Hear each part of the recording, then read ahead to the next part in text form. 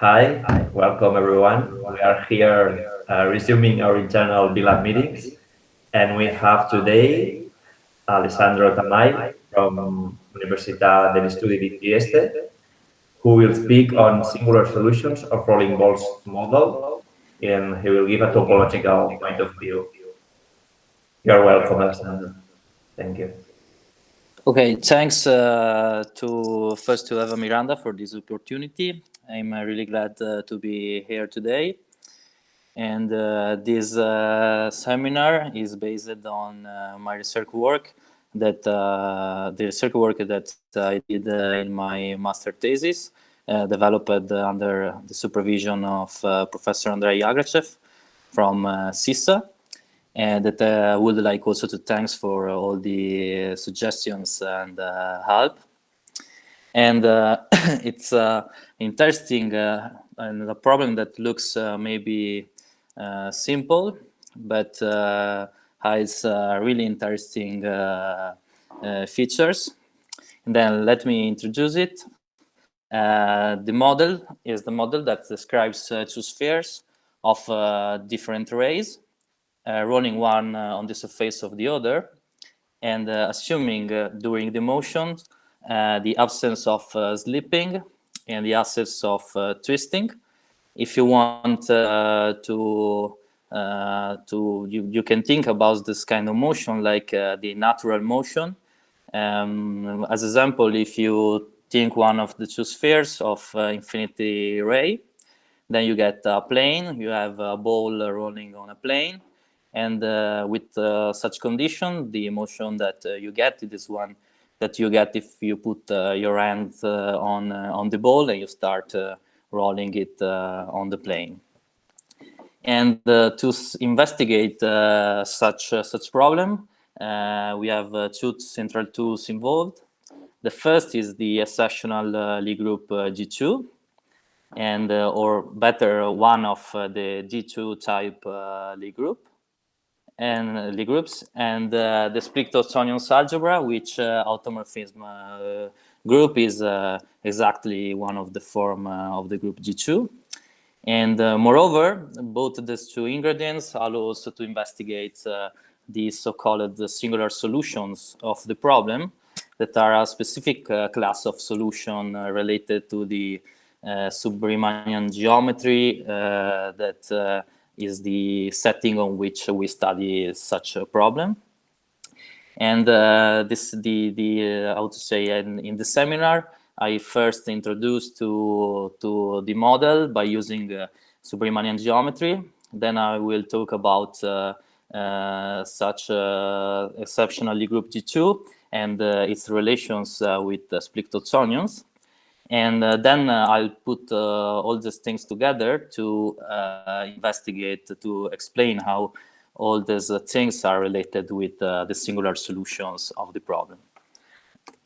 Then for first, Sub-Riemannian structure, we have, if you take a smooth manifold M, Sub-Riemannian structure on M is a pair WL, where W is a Euclidean bundle on M, while L is a map from the bundle W to the tangent bundle M, Tm of M. It is a linear morphism of vector bundles. And we require also on conditions. If we consider the set of the so-called horizontal vector fields that are the vector fields on M that are image of a smooth section of the bundle W, then we ask that such set is a Bracken-generatic family of vector fields for M. This means that if you take the commutator of vector fields in D, and you take again the commutator and again for some step S, you have that the set that you get span at each point the whole tangent space of M. And then a Lipschitz curve gamma from parameterized in 0t, a curve in M, is admissible for the Sub-Riemannian structure if there exists an essentially bounded control function U, such that the velocity field of gamma is exactly the image of the control function U by the map L. And in the figure, you have that this curve, if you want, the velocity field of the curve is tangent to the distribution defined by W. But it is not the only condition, since the condition to be admissible also depends on the function L. And but then, which are the singular solution for such problems? Fixed at the point P in M, we can consider the space omega P of all the admissible curves through P. And then on this space, so we can define a map that send each of such curves in its final point. It is possible also to show that this map is surrogative, but we don't need it right now. The interesting thing is that such space has a structure of Hilbert manifold with coordinates given by the control function. And moreover, that the endpoint map is differentiable with respect to such structure. And then the singular curves of the problem are by definition the critical points of the endpoint map. And then what I would like to do is, to give a geometrical description of the singular curves for the Rham-Bals problem. And then how can we describe the two spheres rolling one on another? If we consider the two spheres with different rays, then we have that, and if you think to fix a time t, clearly during the motion, if you fix a time t during the motion, then a configuration of the system is identified by a pair of contact points, one on the first sphere and the other on the second sphere. But it's not enough, since you could think to twist the spheres around such contact points. Then to fix on configuration, you have also fixed two orthonormal frames on the tangent space, two orthonormal frames around the points. You have to fix also an angle between them. Then an isometry descend the first frame in the second one. Then finally, the configuration space for the problem is the principal bundle over the product of the two spheres, given by considering all the possible isometries that send the first frame in the second one. And we can simply give coordinates to such manifold by considering first the coordinate x of the first sphere, the coordinates hat x in the second sphere, and finally the angle theta associated to the isometry A. And then we have the configuration space, but we need also the dynamic. And it is given by imposing the two conditions.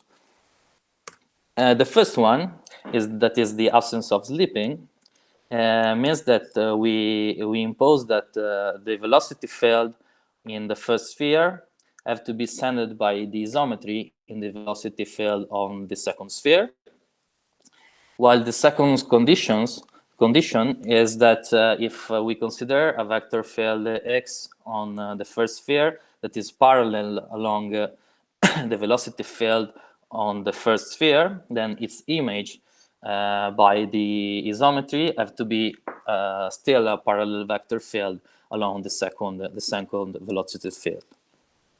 And writing explicitly such two conditions, we get a rank 2 distribution on the configuration space, and then clearly which integral curves are the solutions of the problem, and then we get Sub-Riemannian structure on MRR.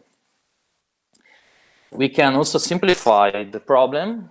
Indeed, it is possible via homotopy to rescale the rays of the two spheres, and then to consider as a configuration manifold a principal bundle over the unit sphere, the product of two unit spheres, but with now a distribution d, the rho depending on the ratio rho of the two rays. Then it is possible to show that such distribution is integrable if and only if the ratio equals 1, while for the other values, it is a bracket-generating family of vector fields. Then we get really a Sub-Riemannian structure. To understand and to relate the problem with its symmetry group and with octonions, we need to describe it in terms of quaternions. And just to recall, the space of quaternions is a four-dimensional real vector space with basis the four elements 1, I, k, and j, which is defined a multiplication by the well-known following rules. And with such multiplication, quaternions are a non-commutative ring over R. And moreover, we have an identification of the space of quaternions with the direct sum of two copy of C. Since with a simple algebraic computation, we can rewrite each quaternions as sum as quaternion W as sum zeta 1 plus zeta 2 J. But then how can we use quaternions to describe the problem, the system? If we consider the quaternionic of vibration defined from S3 to S2, where here is S3 is as think it as subset of quaternions, and while S2 as a subset of imaginary quaternions. And then the of vibration is defined by the following rule. And we have that if we consider the SO2 action on S3 times S3 as follow, it's followed that the coset space M is a covering space of our configuration manifold.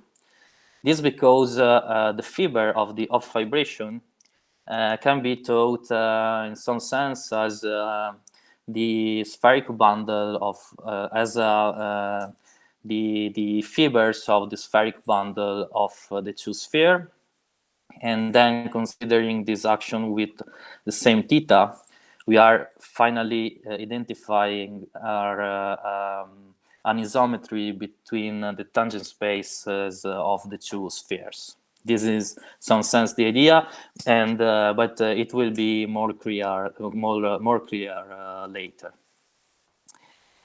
Then it's time to talk about the symmetry group of the problem, and this is the one of the most interesting things of this model, because in general the symmetry group depends on the ratio of the two rays, and it turns out that such distribution has a symmetry G2. Now I see G2, but I explain better later which G2 means. If and only if the ratio equal 3. While for the other values, the symmetry group is just the product of the symmetry groups of the two spheres. And why is this is so interesting? Because G2 is the name of three different 14-dimensional Lie groups, simple Lie groups, and that are also called exceptional Lie groups, and their existence turns out from simple Lie groups classifications. And then we have a simple model on which we can try to see how such exceptional group acts, since usually there are also different problems in theoretical physics on which in which we have also G2 symmetries, but are higher dimensional problems, and this is a really viewable problem for this group. Then, as I said, the G2 types Lie groups. Alessandro, can I ask one question? Yeah, of course. I mean, I should ask to Pau. Pau, can I ask one question to Alessandro? Yes, Eva. Okay. Go ahead. Thank you. Well, you say that this is the only model that is three-dimensional of the symmetry, the rolling balls for G2. I mean, it's yeah, I think it's the only physical example. Yes, there are examples in physics, but theoretical physics on which it's not clear how the symmetries works. How to say? Here you here you have a ball rolling on another ball, then you could really see how such group acts on. This is very nice. In practice, yeah. Very nice. Thank you. Okay, just to explain what G2 means. As I said, G2 is the name of 3 different Lie groups. And the label 2 is related to the fact that from simple Lie algebra classification, it finally turns out that each simple Lie algebras are in one-to-one correspondence with connected and simply connected simple Lie groups, and also with the so-called root systems.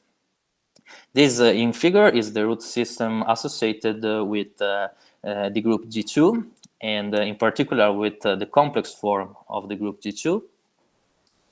But that is the first form of G2. But from this complex form, we can also obtain 2 different real forms. The first is the real compact form of G2, and the second is the real split form, that is the non-compact form of G2. And are interesting, the last 2 groups are interesting for us, since the real forms are related to the automorphisms group of octonions and split octonions. In particular, we have that the real compact form is the automorphisms group of octonions, while the real split form is quite the automorphisms group of split octonions. Then let's talk about such split octonions. They could be defined as the set OS, as if you want, as the formal sum of W1 plus LW2, where W1 and W2 are quaternions, with a product defined by the following rule. It is possible also to define split octonions in a similar way that we can do for quaternions, but is more uncomfortable maybe, and this is a more simple way to define them. And also also with this form, they are it's how to say, it's more easy. It's easier to see their relations also with quaternions. And on split octonions is defined a quadratic form NS as the product of X with is conjugate, and computely explicitly these quadratic forms.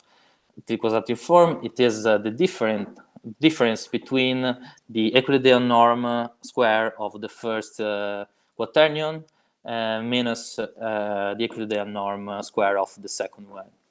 And clearly, it's from it follows that in general, in split octonions, we have also 0 divisors. And in particular, we have that the set of 0 divisors is a cone, that K, defined by the set of elements of which the quadratic form is 0. And keep in mind such cone because it is strongly related with our problem. And for what concern the automorphism group, it is not the split form of G2, but is the quotient of such split form with respect to the subgroup zeta2. And moreover, since G2 is the automorphism group of split octonions, follows that the elements in G2 preserves the quadratic form NS. And moreover, it's possible to show that acts transitively also on the cone K, that is the set of zero divisors. And moreover, if we consider on the cone K such distribution delta, it clearly lives invariant such distribution. But now the question is how are all these things related to our problem? Consider K and delta, and consider the R plus action on split octonions. It follows that the quotient of the cone is diffeomorphic to S2 times S3. And while the distribution becomes an 2 distribution. And the relation is the following. That is, we can define a diffeomorphism between the covering space of our configuration manifold M and the also called spherization of the cone K. And such diffeomorphism transforms the rolling distribution for ratio when ratio equals 3 in the distribution delta. And this is interesting. Okay, clearly this implies that for ρ equals 3, when ρ equals 3, then G2 is contained in the symmetry group of the distribution. But it's really interesting also because it is possible the rolling balls model is an example of the more general rolling bodies model, on which instead of the spheres, you take you can consider two-dimensional Riemannian manifolds, closed and orientable, and it is possible to show that for the general case, the distribution associated to the problem could still have G2 symmetry, and the condition is related to the ratio of the Gaussian curvature of curvatures of the two manifolds. But to show that you need a lot of long and difficult computations, since you have to compute the so-called Cartan invariance of the manifolds, in particular of the configuration manifolds, while in the simple case of spheres with such diffeomorphism, you get such symmetry in a really simple way, and also explain a lot of properties of such problem. And but it's not enough, since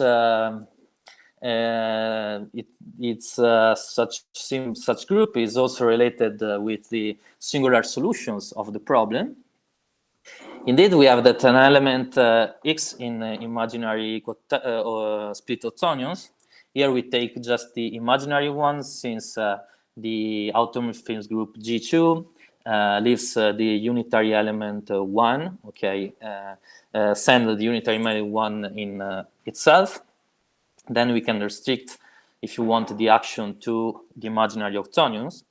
And it turns out that since an element X is a zero divisor, if and only if it's an element of K, you have that if we fix a point in S2 times S3 and another point, and we take another point in delta, then the vector space spanned by the 2 points is a subset of the cone K. But we have also that singular trajectory is the projectivization of the plane spanned from by the two elements, then since the action of the two is linear, is define an action also in such singular solutions, and this if and only if d ratio equals to 3 or 1 under 3. But now the question is, but which are how are given, so how are such singular solution in the real motion of the two spheres? It turns out that singular solutions are given by motions along pairs of geodetics on the two spheres. As here I have a movie in which you can see one of such singular solutions. And this is also a property for the general rolling bodies, just to know. And then the idea behind the research work of the thesis. Nobody's asking about the other picture. It will arrive. It's okay, okay, this is a more general property, and the idea behind the research part of the thesis is to try to give an explicit description of the space of such curves. And the idea is the following: consider the two geodetics. You have one on the first sphere and one on the second one, and consider the second sphere. Then you have that the geodetic is defined by section of the sphere with, if you want, the equatorial plane. And now I put also such plane, but here I put it as tangent space of the North Pole. Why? Because this plane is it's a linear space in R3, and it is exactly the tangent space of the North Pole. And then we can do the same thing also for the other sphere. And then we take now we have the two planes. But the observation is that for no twisting condition, such two planes have to be the same plane. And then we can recover the singular solutions as curves in the tangent spaces. Then first we consider the set of tangent vectors of norm 1. And now if we fix the two points that we think as the two contact points, that are exactly the two contact points, and then we can recover the singular solution by considering an SO2 action on the tangent spaces. And then formally, just a remark, clearly we have that the points P1 and minus P1 in S2 identify the same geodetic. Then pairs of point P1 minus P2 and so on define the same pairs of geodetics. And we get the four possibilities in a figure. But not all of them are possible, since by no-sleeping condition.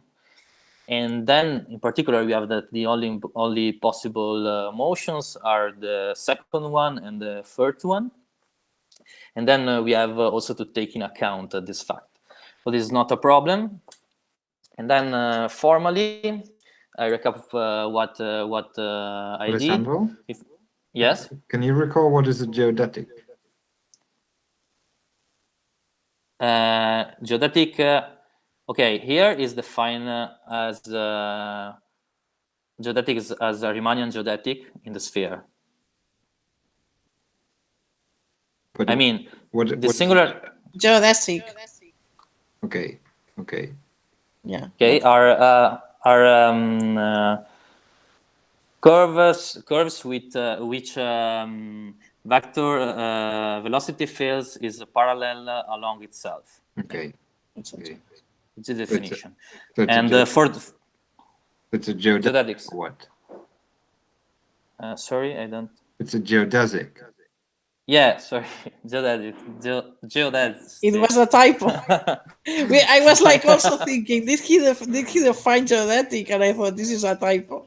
Maybe he uses this because this is Sub-Riemannian. No, this is a typo. It's a typo. It was a consistent typo. Geodesic are as in the sphere. I mean, no, not in the configuration manifold. Just to you have a solution. A singular solution is a curve in the configuration manifold. You have the projection from the configuration manifold to the product of the two spheres. You get a curve on the first sphere and a curve on the second, and then singular solution in the configuration manifold. The projection of singular solution in the configuration manifold are given by pairs of geodesics in the two spheres. Okay. So, Alessandro, so they are typically maximal circles, no? And that's all, no? Yeah, yeah, maximal circles, yeah. And okay.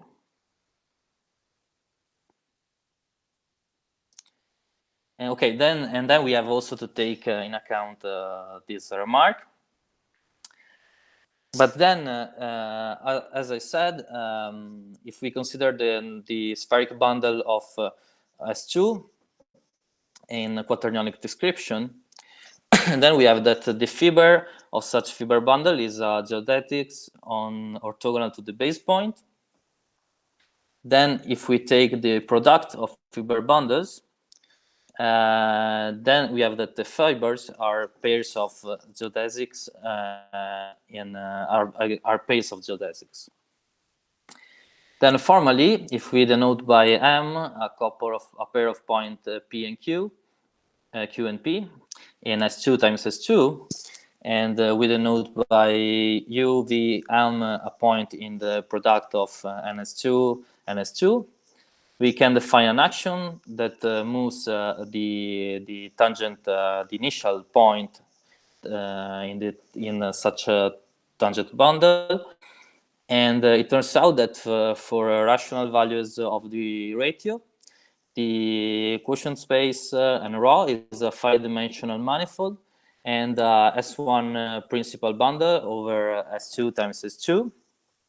And okay, moreover, it is possible to show that n Rho is diffeomorphic to n1 under Rho. But this theta, and this is clear because one question. This theta in this action you are defining on the normal one. Yeah. You never move this. This is a rotation of the vector, right? You never move it tangent again. It has to be in the normal one. It's well defined. It's in the normal bundle.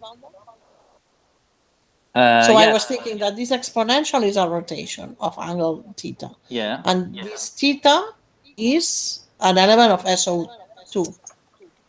Right? You don't think you have to choose the case in which is it well defined always? As the normal bundle. Okay. Yes, because the exponential you have P, that is the point in S2, and then if the multiplication rotates the elements. Okay. Okay. Okay. Thank you. Take the exponential, the multiplication by the exponential. Yeah. And then for ratio, when the ratio is rational, because you finally find a curve in the torus. Okay, you find a curve in the torus, and when the ratio is irrational, you get enclosed helix, and then you get that the fiber is diffeomorphic to. Okay. When it's rational. Okay, perfect. Yeah, when it's rational, yeah. Yeah. Very nice. And okay, just and as I said, to take in account the problem of the some-manifold curves in some sense, we have also to consider an action of zeta 2 on the space n Rho. And then we have that this coset is still a five-dimensional manifold, clearly. That is the space of oriented singular solution of the problem. But then to compute some topological properties of such space is useful to describe it in a more comfortable way. And then consider S3 times S3 and still the multiplication given by the exponential, but now with just an exponential I. We can define a map from S3 to NS2 as follow. And this is the map that really relates the tangent spaces of the sphere with the fibers of S3, if you want. And it turns out that for each row bigger than 0, such map is a global diffeomorphism. Okay. And on observation, when the ratio equals 1, the space on rho is exactly the covering space of our configuration manifold. Because if you remember, it is defined in the same way, but simply with rho equal 1. And by using such description, it is possible to compute the homotopy and homology groups. And it turns out that they don't depend on the ratio. And in particular, all such spaces are simply connected. But to it's the topology, we can also investigate the topology of such manifolds by using a family of maps that now I introduce. Then consider the complex structure of quaternions and or complex representation. Then fix k in integer k bigger than 1. We can define a map as follow. And by using such map, we can define a map pk from S2 times S3 to nk, defined by a choice of an element in the fiber of the off map in V1. It's clearly it doesn't depend on this choice, and this map is not a diffeomorphism. It is quite an covering space. What I mean, consider the projection from S3 times S3 to NK. This is the projection respect to the SO2 action. Consider the off link in S3. That it is by definition the union of the two following sets. And consider gamma k, the projection of H times 3 respect to the projection pk. And then denoted by D, the preimage, via the map pk of the set nk minus the set gamma. It turns out that D it doesn't depend on k. It is it is simply S2 minus I times S3. And then we have that for each k integer k bigger than 1, we have that the map pk from S2 times S3 and nk is a bracket covering with a singular set gamma k and regular domain D, which regular component, that is the related covering map from D to its image, is a covering map of degree k square. And then just a remark. As I said, for when rho equals 1, we have that N1 is exactly the covering space of the manifold M. And in such case, the map pk is the diffeomorphism map from the conic that is S2 times S3 in the covering space M. That is the inverse of the map that I defined before when I showed that the configuration, the covering space of the configuration manifold was this diffeomorphic to S2 times S3. But in general, we could have the bracket coverings of different degrees with values in the same manifolds. But such coverings, I think, are more related, are strongly related with the space NK. This because they also related with length spaces. And to understand this fact, let me introduce them. Fixed point V in S2. We can define an action of zeta n on S3 as follow. And it turns out that this action is free and properly discontinuous. And hence the coset space is a differential manifold.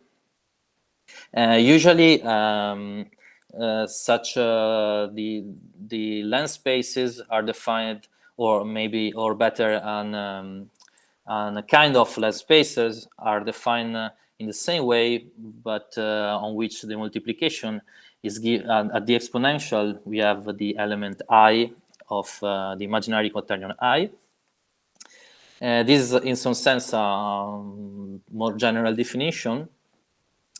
And but it turns out that if we consider different point in S2, then the spaces LNV1 and LV2 are diffeomorphic. Then finally, each of such manifolds is a length space.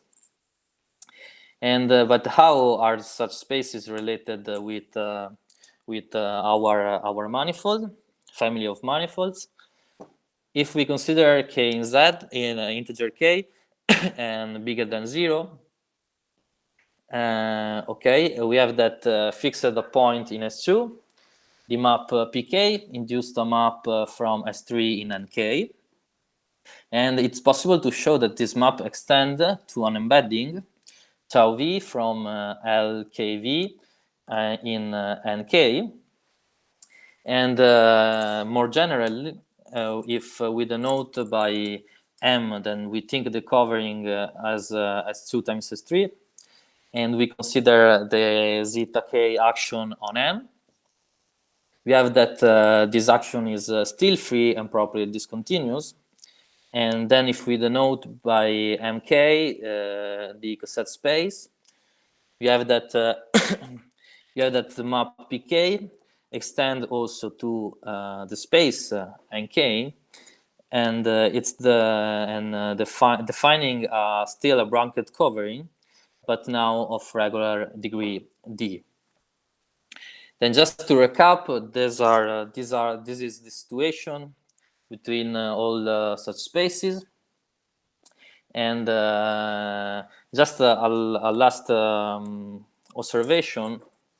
This is not in the slide since I'm still working on that, but to better understand how such maps are related with the topological structure of nk, we have that if we consider, we have that nk is I say that nk is a S1 principal bundle over the product of the two spheres, and S2 times S2.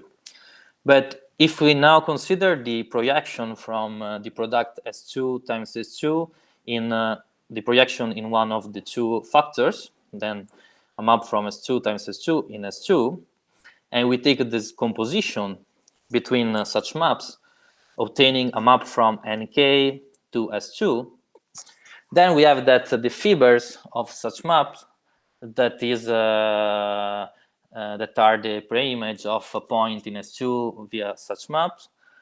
We get that the preimage is a length space And such length space is exactly the image of one of the length spaces I defined before via the map tau v. Then this means that tau v, here is it is tau k. Okay, it's the same.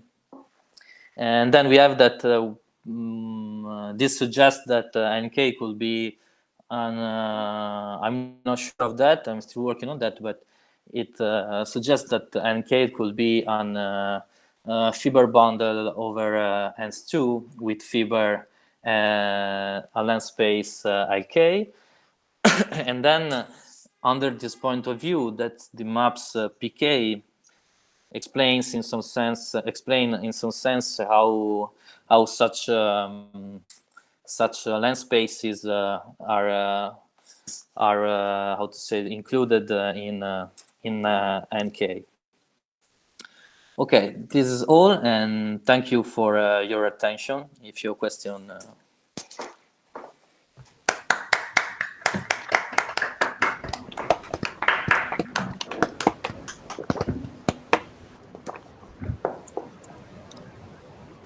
Thank you very much, Alessandro. Now it's time for questions. If anyone has questions for Alessandro, now you can address it. I like that this gives you a model of G2 because, well, this is one of these special geometries, right? And you always want to, these special Lie groups that have become more famous lately, but it's nice to know that these appear as symmetry group of the rolling spheres. So what about the other group, exceptional group E8? Did you think about this or not? The motivation was more to classify what you have been explaining. You mean this is a question about a talk that you have not done about a talk in the future. Like, did you think about physical models for exceptional groups, Lie groups? Yeah, no, I didn't. But the problem is that also that the other Lie groups, exceptional Lie groups, are really big as dimension. Yes. Because this is 14 dimension, but I think the next smaller one is like 200 and 300 and something. It's are really big dimensional groups. Yeah, that's problem. But one nice thing of the group that you have studied all the root systems and everything. You know this by heart. Yeah, sorry? That you know all this, what I saw in the slides is that you know by heart all this thing about the root systems of a Lie group and all this. You have learned this in the Yes. Yeah. This is nice because this could be related also to the quantization associated to the G2. Okay. So I see a number of problems related to these ones that are so for which it's very interesting to know that that there is a symmetry group just as the rolling ball. I think it's very nice. And also, as I said, the G2 group acts on the singular solutions, and then these I think open questions also on the nature of such manifolds nk, since they have a group. Such group acts only on n3. And for the others, why it's only for such a value? It's not. It's interesting. Yeah, it's interesting how the topology. But indeed, is for that I studied the such spaces for integer values, because I wanted to try to understand how the topology of such spaces change when the ratio becomes 3. Very nice. I think that this is a very nice message. Like you should send. So now you wanted to understand the last slide that you wanted to understand this included in the paper, you said, or what? No, what? Sorry? It's the last thing that you were saying, that you say that you don't have a slide because you were thinking to add it in a paper to have a round creature to submit for publication. I think you have enough material already to submit for publication. It's very nice. Yeah, and also if I really found that what I think that such spaces are fiber bundles over IK, it is also more interesting because it could open question respect the fact that such manifolds are diffeomorphic or not, I think. Yes. And yes, also for the future. Yeah. Very nice. I have a question, Alessandro. Could you, I don't know if you have thought about this or if it has any sense, could the same ideas be applied to more general surfaces?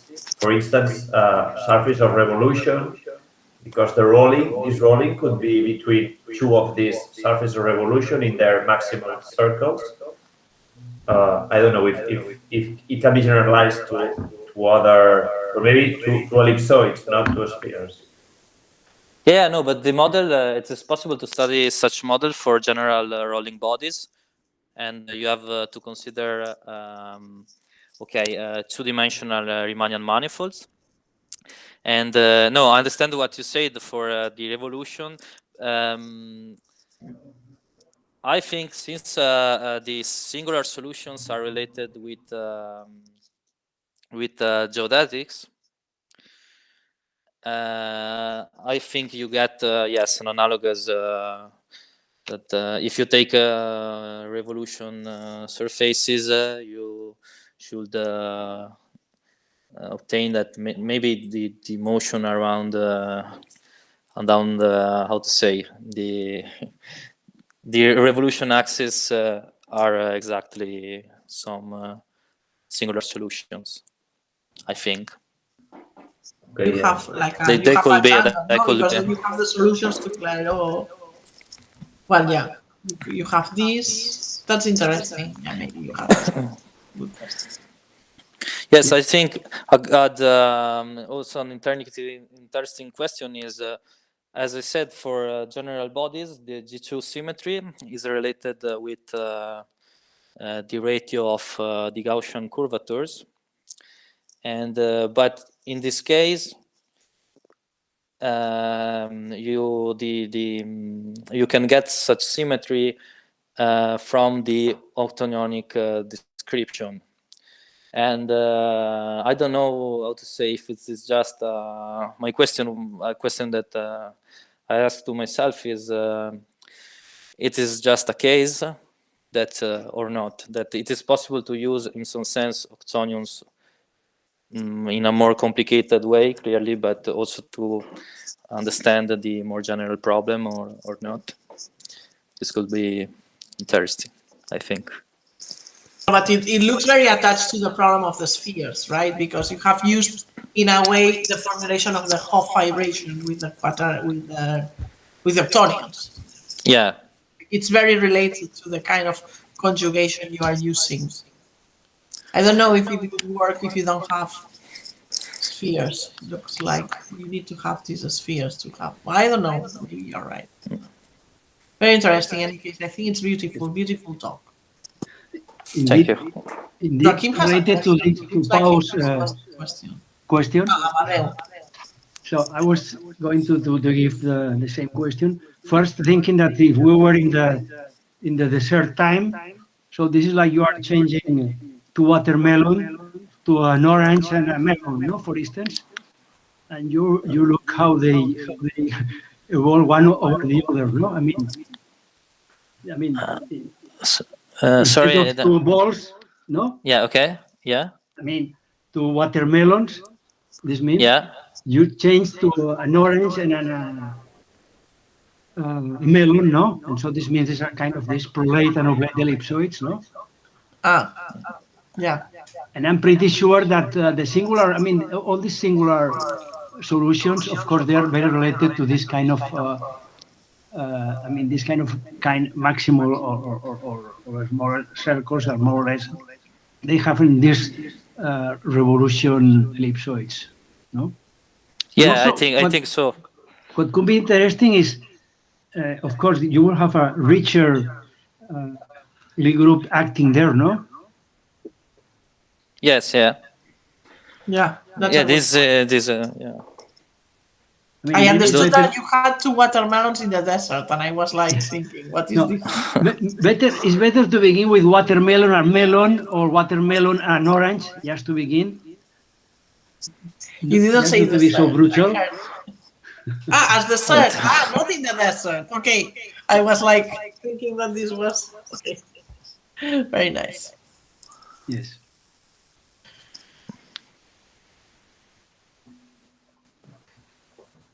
So if anyone has another question, if not, we'll thank you, Alessandro, again for this beautiful talk.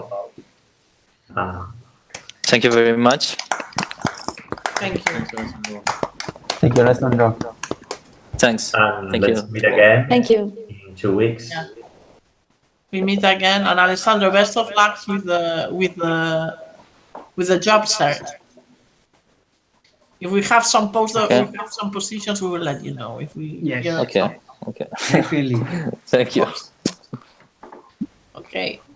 It was a very nice talk, and I like a lot the colors that you choose. That seem to be everywhere you have. You like the Yes, this I spend a lot of time with these on colors. yeah.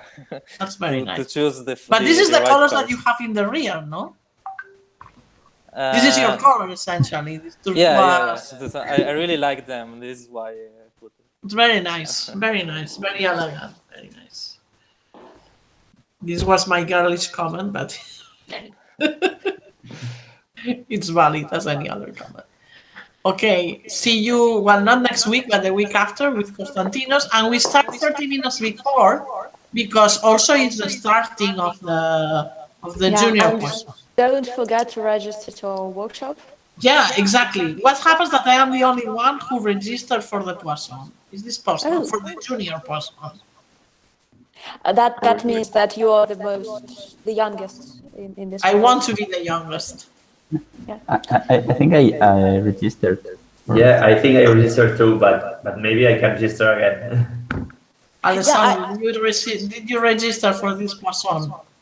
But maybe a long time ago. No, I don't know. I don't know. I think no. In the email that Yeah. Paul sent today, you have the link. Yeah, no, I saw it, but I didn't know. You I can had even to propose a register. talk, no? Is it too late to give a talk there, Anastasia? To give a talk, yes, but the form is still open. The next workshop will be in September. Okay. And we give preference to people who are in search of the job. So if September suits you, we'll be glad to have you as a speaker. But now, we have like our schedule is full, and we had also some people who we had to invite already for the next one. But it's Poisson, but in the wide sense, so you can give this talk. Yeah. So it's in very wide sense, Poisson. That's true. So group actions are. Okay, Alessandro, that was very nice. Maybe you can send the slides and we will post it on the website. Yes, of course. And Pau, did you start recording this? We will post it on YouTube. It is still recording. I can do this if you want. Pau,